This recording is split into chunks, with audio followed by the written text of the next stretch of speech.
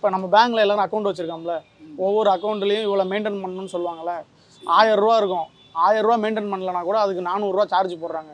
இந்த மாதிரி 400 ரூபாயா சார்ஜ் போட்டு 16,000 கோடி மோடி வந்து மக்கள்கிட்ட இருந்து வரியா வாங்கியிருக்காரு.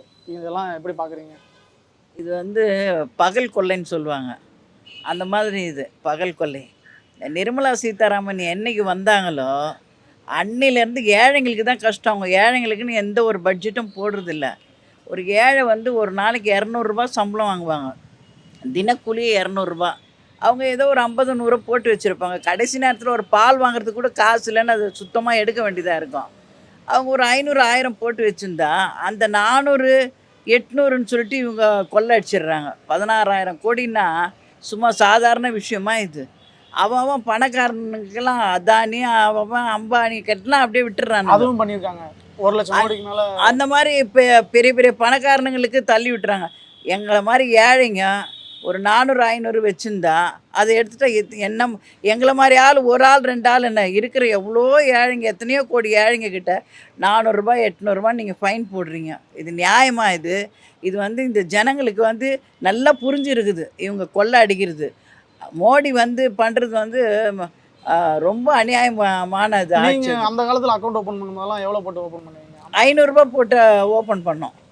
500 போட்டு ஓப்பன் பண்ணோம். அந்த 500 அப்படியே தான் இருக்கும். சார்ஜ் போட மாட்டாங்க. போட மாட்டாங்க. இப்போ தான் இந்த மாதிரி பகல் கொள்ளையாக இருக்குது. புரிதலே இல்லைங்க. என்னென்ன மினிமம் பேலன்ஸ்? என்னோட பணம் நான் போட்டு வச்சுருக்கேன். என்னோடய சூழ்நிலை சரியில்லை, என்னோடய வாழ்வாதாரம் சரியில்லை, என்னோடய மெடிக்கல் சரியில்லை, என்னோடய குழந்தைங்களோட ஸ்கூல் ஃபீஸு எல்லாமே நான் பார்க்கும்போது அந்த 2,000 என்னால் அதில் மெயின்டைன் பண்ண முடியாத காரணத்தில் நான் இருக்கேன். ஆனால் என் கையிலே நீங்கள் வந்து பிச்சை எடுக்கிறீங்கன்னும் போது என்ன அரசு? என் பாயிலேருந்து ஏன் காசு எடுக்கிறீங்க? இது வழியில் என் காசை எனக்கு விட்டுருங்க. நான் எடுக்கலைன்றது வேற இல்லை. 0 பேலன்ஸ் வச்சுன்னா நான் எனக்கு அடுத்த வாரம் எனக்கு நல்லா கூலி கிடைக்கும், நான் அதில் போடுவேன். அது வரைக்கும் உங்களுக்கு பொறுமை இல்லை. என் பாக்கெட்லேருந்து நீங்கள் ஜப்தி அடிக்கும் போது நீங்கள் ராபரி தானே. இப்போ ஒரு புதுசாக அக்கௌண்ட் ஓப்பன் பண்ண போனால் எவ்வளோ கேட்குறாங்க? பேங்க்கை பொறுத்த வரைக்கும் 2,000 மினிமம் பேலன்ஸே இருக்கணுன்றாங்க. ஏழைங்களை பொறுத்த வரைக்கும் ஏழைங்களுக்கு 2,000 பெரிய விஷயம். சம்பாதிக்கிறதே 15,000 தான். அதில் மினிமம் பாலிசி மாதம் ஃபுல்லாக 2,000 வச்சுருக்க முடியாது. எவ்வளோ சார்ஜ் போடுறாங்க? 56 அப்படியே பிடிச்சிட்டே போகிறாங்க. இப்போ அது எதுக்குன்னா அந்த மினிமம் பேலன்ஸ் பிடிக்கும் போது ஏடிஎம் கார்டுக்காக பிடிக்கிறேன்னு சொல்கிறாங்க. அது பிடிச்சோடனே 2,000 கம்மியாயிடுது. பிலோ உங்களுக்கு 2,000 மேலே இல்லைன்னொன்னே அது இன்னும் பிடிக்க ஆரம்பிச்சுன்னே இருக்கிறாங்க. அவ்வளோ 0 பேலன்ஸ் ஆகிடுது. அதுக்கப்புறம் நம்ம என்ன பண்ண முடியும்? போட்டுனே இருக்க முடியாதுல்ல. அந்த உங்கள்ட்ட இருந்து பிடிக்கிறாங்கல்ல, இந்த காசுலாம் யாருக்கு போகுதுன்னு தெரியுங்களா?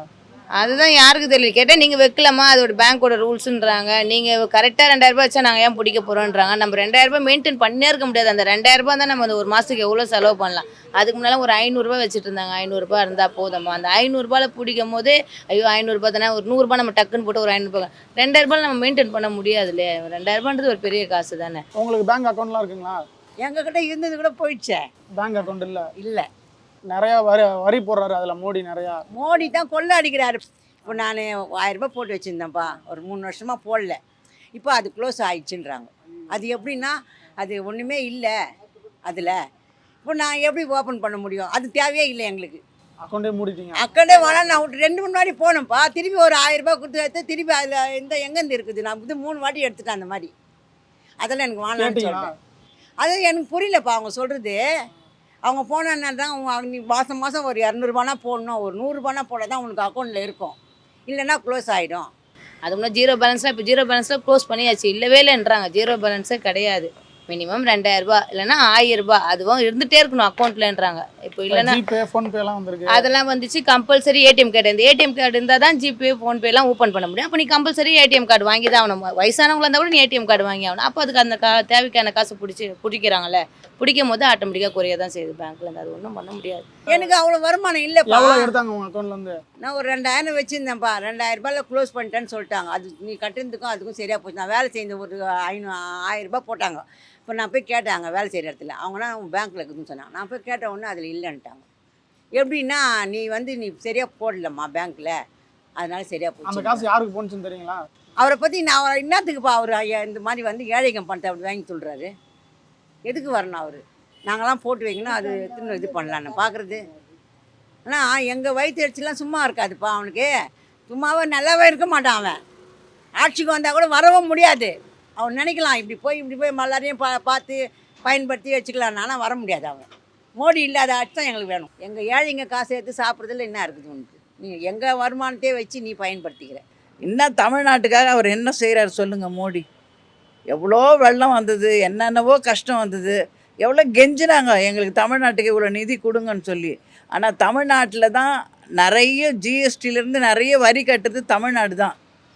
ஆனால் தமிழ்நாட்டுக்கு எதுவுமே பணம் ஒதுக்கீடு செய்கிறதில்ல.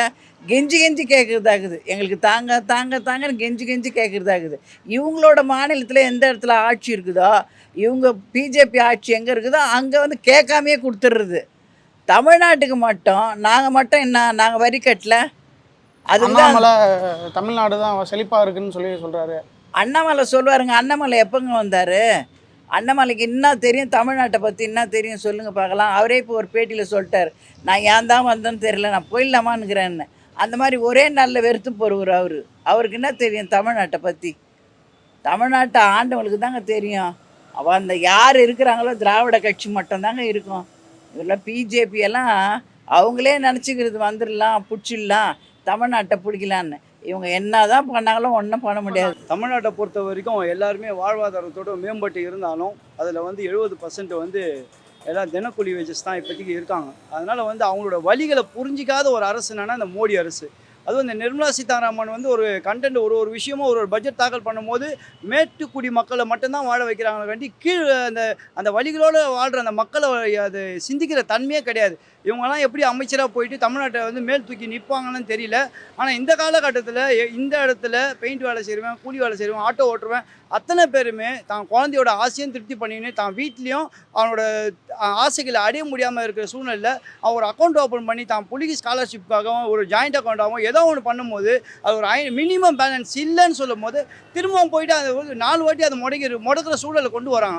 திரும்ப 1000 ரூபாய் போட்டு வரான். அவன் வந்து தினக்கூலி செய்வேன், அவனால் அதை மெயின்டைன் பண்ண முடியாது. அந்த மெயின்டைன் பண்ணணும்னு நினச்சி அவன் ஒரு வேலைக்கு பண்ணும் போது திருப்பி ஒரு செலவு வரும்போது அது ஒரு 200 ரூபாய் எடுப்பான். அவன் 200 ரூபாய் எடுக்கிறதுக்கு போதாத ஆர்பிஐயில் வந்து காரணம் காட்டுறாங்க. அதை மைனஸ் பண்ணி நீங்கள் இவ்வளோ மைனஸில் இருக்குது, நீங்கள் வந்து போட்டு தினமும் நீங்கள் வந்து வித்ரா பண்ணல, டெபிட் பண்ணல, ஸோ அதனால் வந்து உங்களுக்கு வந்து நீங்களே 1400 ரூபாய் 2000 ரூபாய் கட்டணும் போது அவனோட வழிகள் வந்து புரிதல் இல்லாமல் அவனுக்கு புரியல. மோடி என்னைக்கு போகிறாரோ ஆனால் அவரே தான் அழிச்சிக்கிறாரு. அதில் ஒன்றும் இதுக்கு மாற்றமே கிடையாது. அவர் வந்து அவரே தான். அதாவது ஒரு தாய் பிள்ளைங்க, ஒரு 10 பிள்ளைங்க ஒரு தாய்க்கு இருந்ததுன்னா எல்லா பிள்ளையும் தான் ஒரே மாதிரி பார்ப்பாங்க. இவர் அப்படி கிடையாது. அவர் மாநிலத்தில் அவரோட ஆட்சி எங்கே இருக்குதோ அதை மட்டும் நல்லா பார்த்துக்குவார். தமிழ்நாட்டுக்கு 10 வாட்டி வந்தாருங்க, விசிட் பண்ணார், 10 தடவை ஓடி வந்தார். ஒன்றுமே வேலைக்கு ஆகலை. டான்ஸ் ஆட விட்டார், பாட்டு பாட விட்டார், அது மாதிரி ரோடு ஷோன்னு சொன்னாங்க, அது பண்ணார். ஒன்றும் வேலைக்கு ஆகலை. அவர் இன்னும் ரோடு ஷோ அவரே இறங்கி டான்ஸ் ஆடினா கூட அவர் ஆட்சி பிடிக்க முடியாது. அவர் சும்மா அவரே சொல்லிக்கலாம். ஏன் இப்போ பேச வேண்டியது தானே அவர் தமிழ்நாட்டை பற்றி?